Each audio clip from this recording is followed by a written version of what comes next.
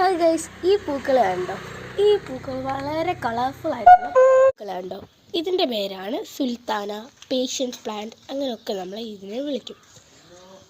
ഇത് എൻ്റെ വീടിൻ്റെ ഫ്രണ്ടിലത്തെ കുറച്ച് ചെടികളാണ്.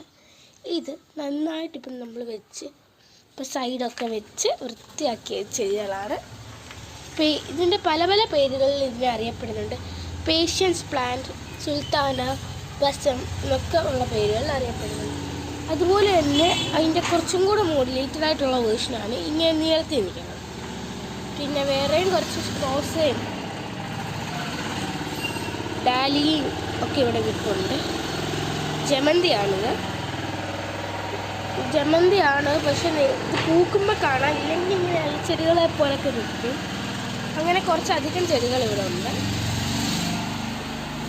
ഇതൊക്കെയാണ് ഇന്നത്തെ ചെടികളുടെ വിശേഷങ്ങൾ.